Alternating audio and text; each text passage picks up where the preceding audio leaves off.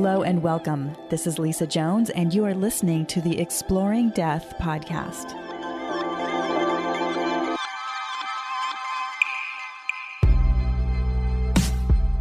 Hello and welcome to the Exploring Death podcast. I'm Lisa Jones, your host, and today I have with me Francesca Kimpton. She is a highly respected English medium whose reputation for accuracy has been demonstrated thousands of times to private clients and radio and television audiences around the world. She has presented in over 30 countries and was the first medium to have her own successful live and unedited UK television series, Revelations, and has been featured in numerous other TV and radio shows around the world.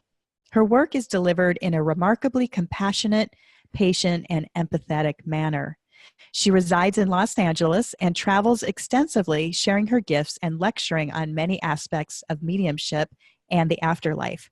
In May, Francesca will be visiting Maui for the first time. She will be giving a demonstration of mediumship and offering a lecture class while she's here, as well as being available for private sittings and spirit circles. Welcome, Francesca. Thank you, Lisa. Good to meet. Yes. So nice to meet you. And I'm so excited you're coming to Maui because I'm going to, get to meet you in person, but also you're going to be able to share your gifts with everyone that lives here in Maui. So tell us a little bit about, what you're planning to do with us here. Okay, well, it is rather embarrassing that I've traveled so much and I have never been to Hawaii, anywhere in Hawaii. And people are saying, but you live in Los Angeles and we're just across the water. Why is it difficult? And I have had various people mention it from different islands over the years. And I just thought, okay, or I was busy or I was traveling and then at the end of last year it was mentioned and I just thought, yes, I'll do that in 2019 in spring. And it just felt right. So sometimes, things just feel right. So I'm going there and I'm available for private sittings and circles, but I'm also doing a demonstration of mediumship, what we traditionally call platform work in the business, which is basically where I stand up on a platform and in front of an audience and give messages from those that people have lost to as many people in the audience as possible, which proves beyond doubt the evidence of an afterlife, really. Absolutely. How wonderful. So go ahead. I'm doing a lecture class, and it's called Connecting to the Afterlife, Recognizing the Signs that Spirit are Around You.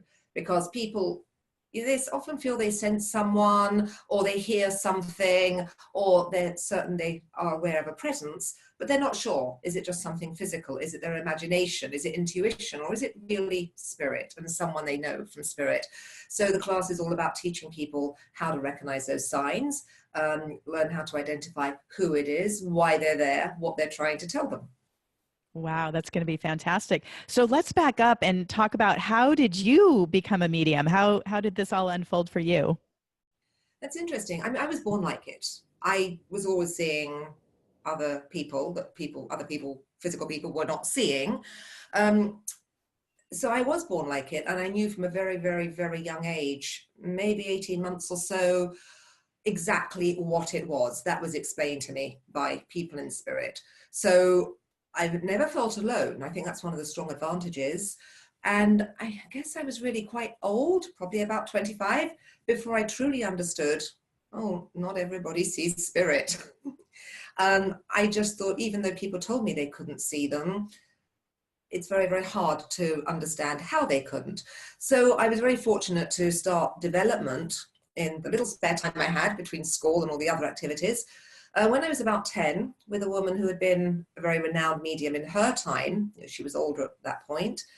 And then when I went to college, I'd always been more interested in writing and researching on the subject because I'm very analytical and I like things to have evidence and a background, and I like to be able to explain things well to people. So when I come across skeptics, I don't believe in this, how can this be? I like to think that I can actually explain it quite well and that I have a background of being able to offer that proof. So anyway, the way it started was really quite by accident. People were just wanting sittings from me. I went, well, I don't do that. And I did one, and then it just led from there, really. Wow. Obviously, there was a lot more study, a lot more development, a lot more research, but I was essentially born like it, yes.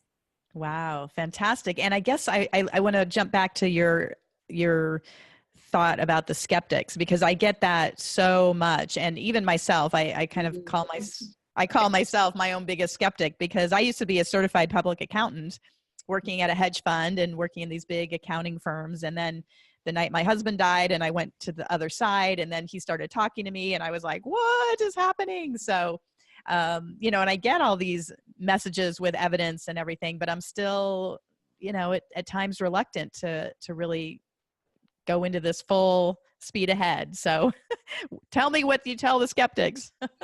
What do I tell the skeptics? Well, I actually truly believe, and I've discovered after talking to many skeptics in my life, I've spoken to people from just about all schools of thought in my life. They're not really truly skeptical. It depends how you identify a skeptic or define a skeptic. Is it someone who says they don't believe because they've looked into it and the evidence is not there for them? No, most people you meet, let's say, for example, you're going about your daily life, you're at a dinner party somewhere, you're at an event that has nothing to do with work or our line of work whatsoever, and you meet people and they say, I don't believe in that. They've probably never given it too much thought, okay? And they don't really know what it is they don't believe in, because they don't really know what mediumship and the afterlife is actually about. So often it can be fear. It's easier to say, I don't believe in it, because I'm really scared of how I'm going to pass. I don't want to have to think about that. And it's just too much to start thinking about what's going to happen when I get to the other side, when I can barely cope with what I've got to cope with today here on Earth. I think that's the case with a lot of people. So I think with a lot of people, it's fear or just a refusal to believe. Wow. I really agree with that. I think so much of it is much more fear-based than actually that they've looked into it and done the study and you know, really done the research. It's more just that automatic response of, oh, I just don't believe in that. Exactly. And they don't really know why they're saying it, because they've never actually thought about it. Right, right. And so what do you say about people that are fearful of death, or, you know, do you think mediumship can help alleviate people's fears? Very much so, because once they know that on the other side, you're going to reunite with all of those that you've loved and lost, you're going to reunite with those that you did not love as well. That can be a little off-putting to some people, but once they know that it is very peaceful, it is a very loving place to be, that it's okay, just that it's okay when you get to the other side. I honestly think that most people are scared of how they're going to pass. And what do you think about when you think about the time it comes for you to pass?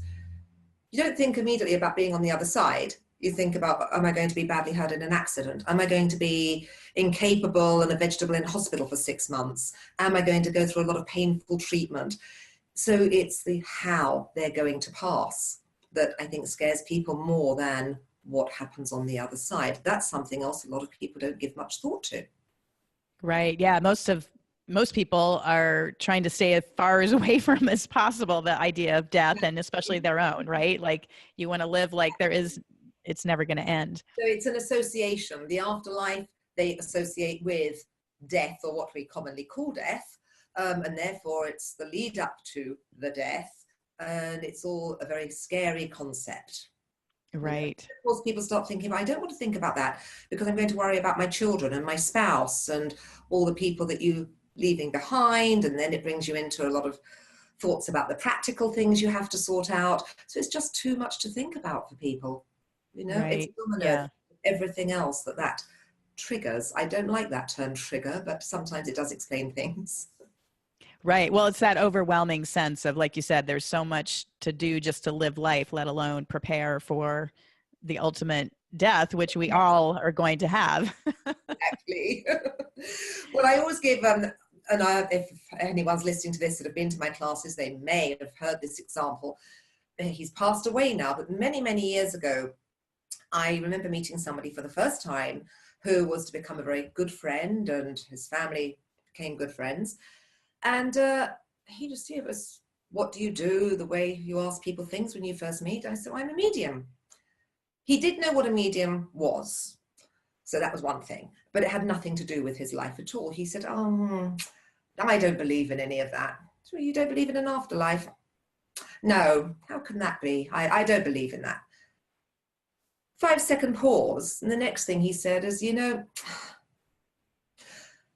I hear these noises in the night, and I lost my wife a couple of years ago, and I know it's her. I'm sure it could be the cats, but no, I know it's her. I said, well, 30 seconds ago, you didn't believe in it. And now you're saying at night, you know that your wife is around you.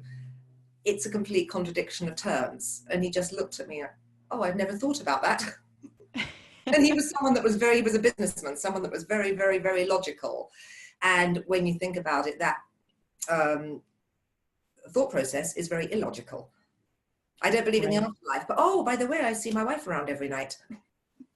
Right. I think it's so true. I think for most people, I mean, again, there's all these subconscious beliefs around it. And then, hello, the society and media don't help, right? They make death as awful and as scary and, horror movies and all of those things, which just leads to, I think, people's fears, or, it kind of helps them believe that their fear is accurate, where in fact, to me, it's the complete opposite. I mean, I'm a hospice volunteer. I sit with people who are passing. I've been to the other side. I've had communication, obviously, with hundreds and hundreds of spirits, and it's always loving and beautiful and supportive and nothing to be afraid of. So I think if anything, it's almost like we're trying to be, there's this societal emphasis on trying to keep us, scared of death, rather than just like, oh, wow, it's going to be okay.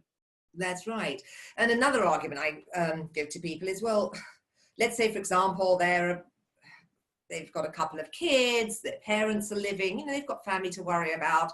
I say, well, have you made a will? Have you got life insurance for your family? Have you? Of course. Okay, so you think of all of that. So why don't you think of anything else associated with passing? Right. So that's something that always shocks me. Is it's amazing how many close family members don't actually know if another family member wants to be buried or cremated. They don't even want to talk about that, Right. That's when they've just touched on the other side. And I always find that really interesting. This is your parting shot. It's the last thing your body will do. And you don't discuss it with your family, but you do make your wills and get your life in, policies in place. That to me just seems a little bit of a paradox. I don't know. It's strange. Yes. And even I think it's great. Most people you talk to have had their wills done. I feel like most people I talk to don't even want to go there. They don't even want to take care of those issues, which are so vitally important for your loved ones that are left. Exactly. To be able to carry out your wishes. That all comes under the same umbrella. It's all to do with the act of passing, and then the funeral, the cremation, whatever you do, and then the passing on. So to me, that's all in the same compartment. Yes. Yeah, I think I totally agree with you. Well, I would love to hear of any stories of synchronicity or anything that comes up that you think the listeners would like to hear a story about. I have so many. What kind of things would you like to hear about, Lisa? Because I have so many, I never know where to start when people say to me, tell me some stories you've experienced. Probably just about everything. That's right. Well, I don't know, maybe some of the, I know you talk about the evidence that you bring through. So maybe talk about one of your experiences of where just this evidence that is so beyond, comprehension that you were surprised it came through yourself.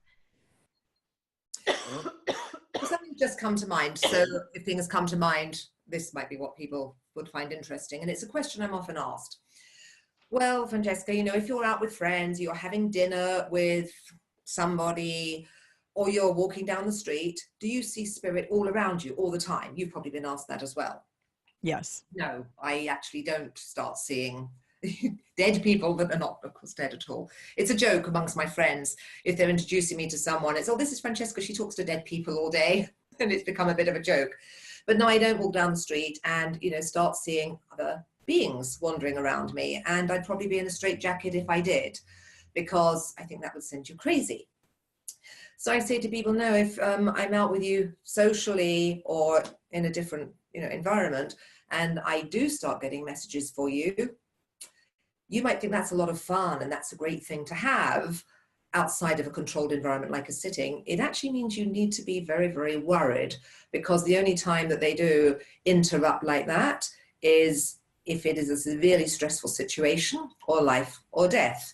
So giving one example that always stands out in my mind, years ago when I started working in the States, I was commuting between here and the UK for a couple of years, half my time here, half my time there.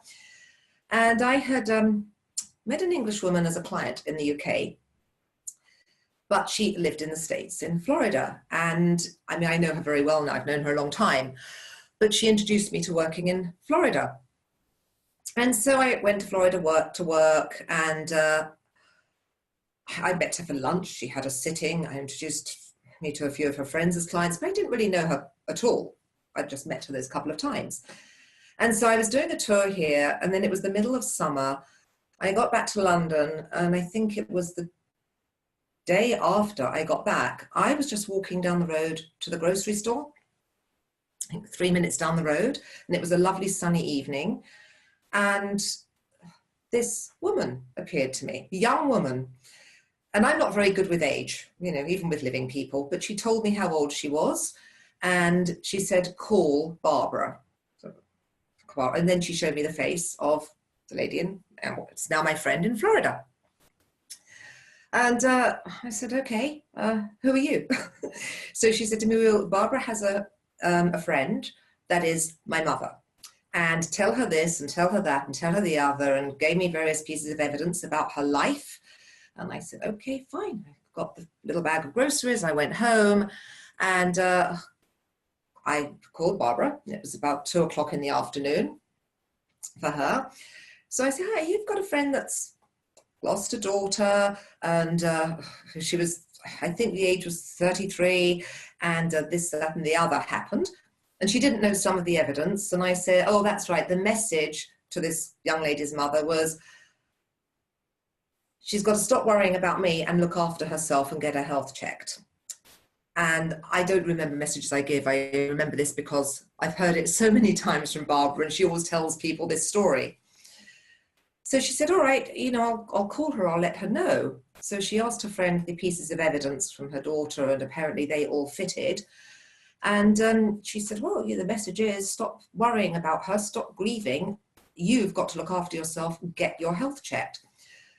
This young lady that had passed away had passed of cancer, I believe it was ovarian cancer.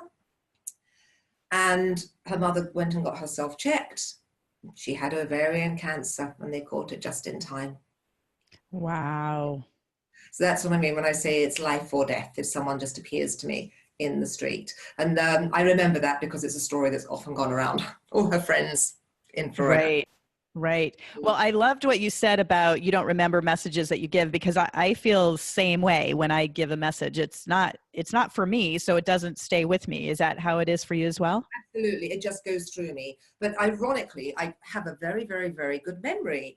And what I sit and do all day, I literally give all messages all day, but the work I do as a medium, passing on messages, I don't remember those things, and I'm not meant to remember those things. But if someone reminds me of a message I've told them afterwards, then I'll remember it for life if they've told me or reminded me in a normal conversation as I do that one. But other than that, no, they just pass through you who don't remember all the details.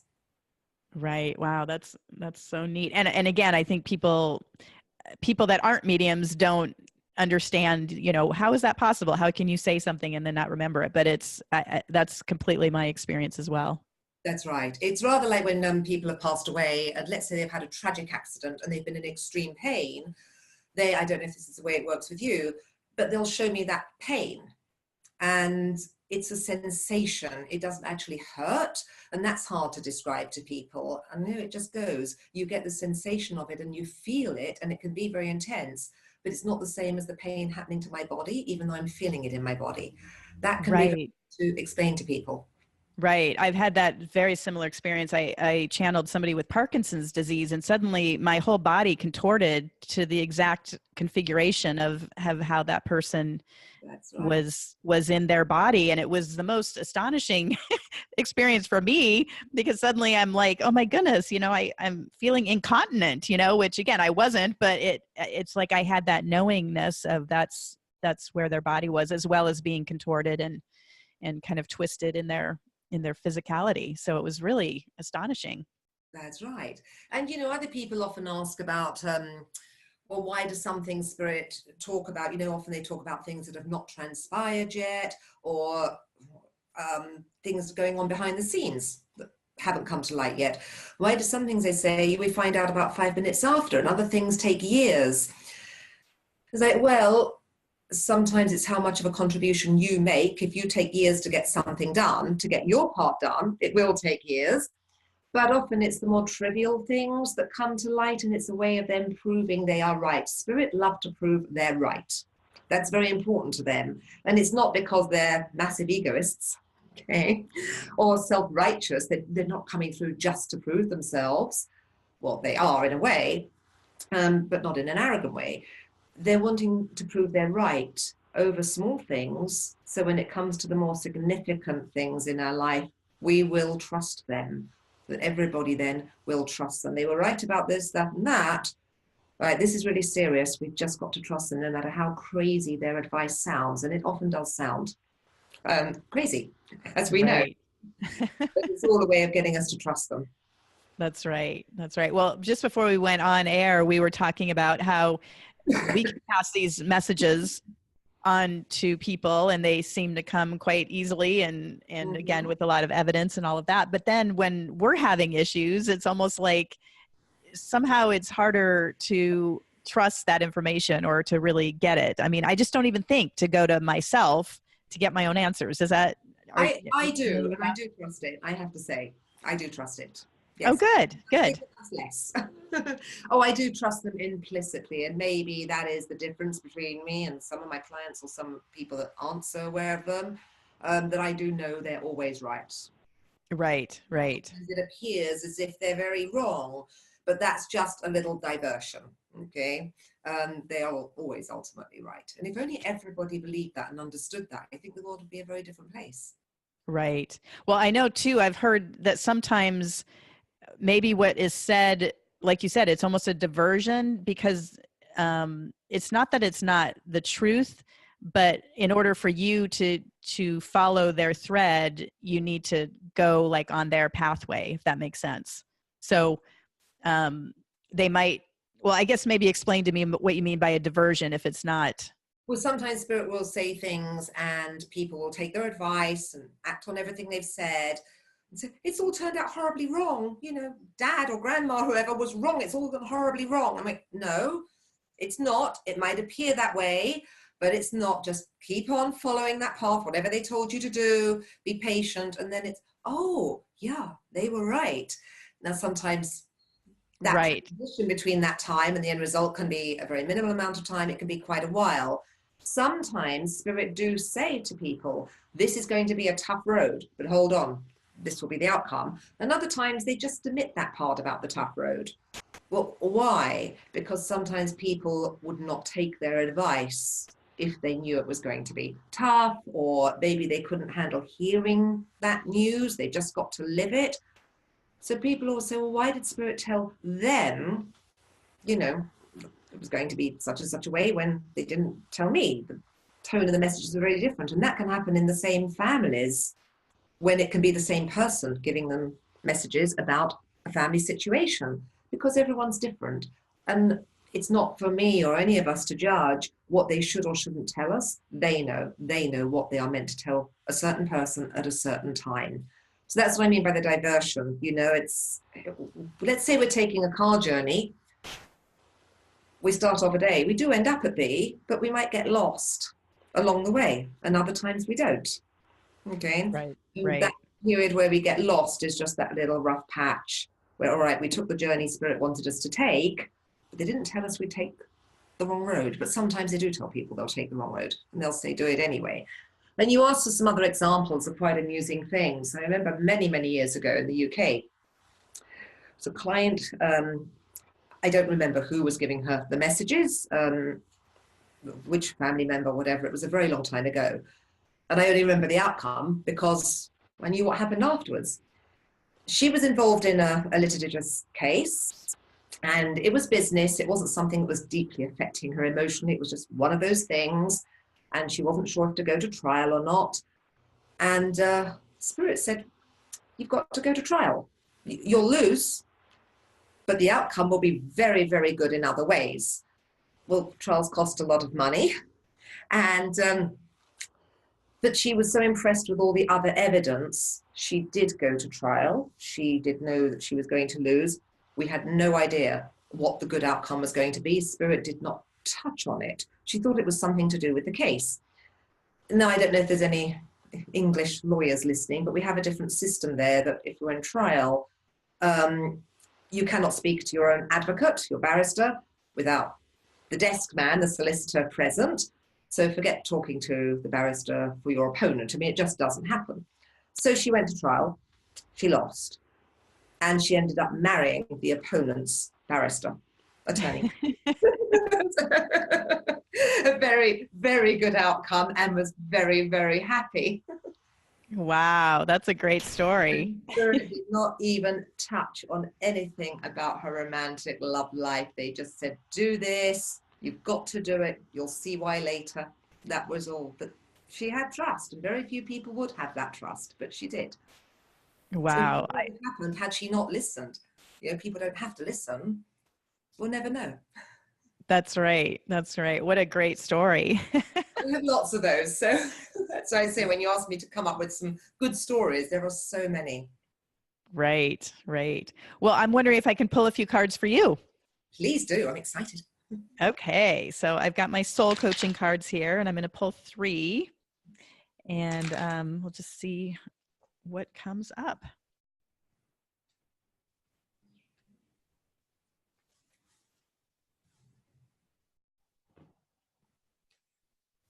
Okay, so the first one is the blockage card, and it's adventure.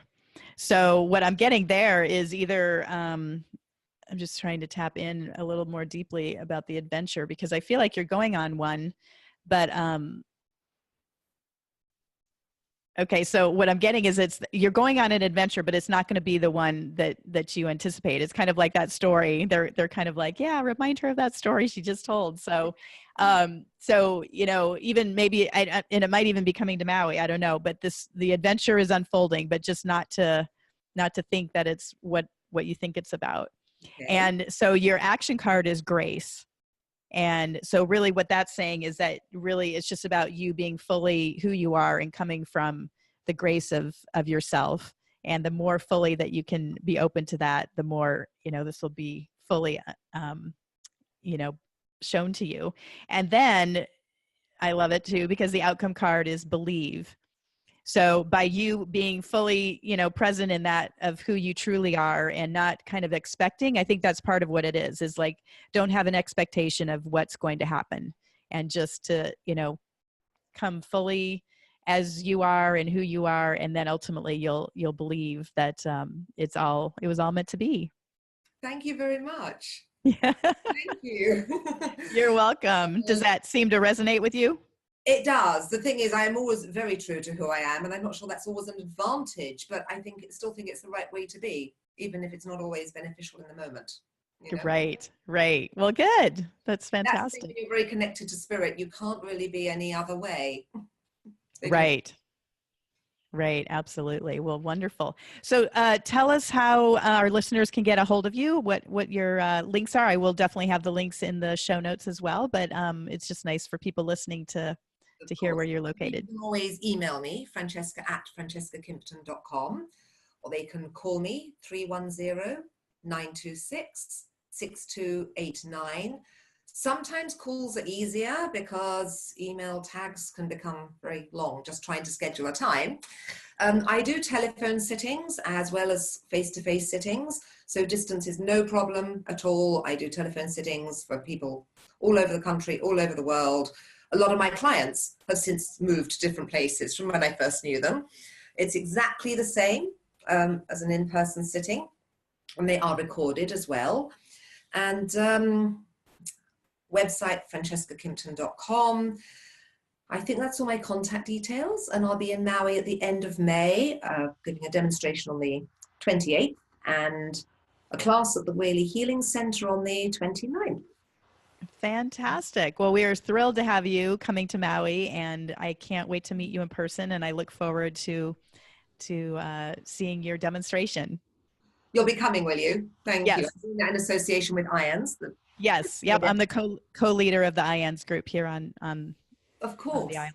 Of course. Well, I hope it's going to be busy, and I hope I'm going to be able to have an impact on as many people as possible. Wonderful. Well, thank you again so much, Francesca, for being with me on the Exploring Death podcast. Thank you. It's been a pleasure talking to you, Lisa. Thank you. Thank you for listening to the Exploring Death podcast. This podcast is for entertainment purposes only. Before you make any financial or legal decisions, consult a professional. This show is copyrighted by Exploring Death. Written permission must be granted before syndication or rebroadcasting.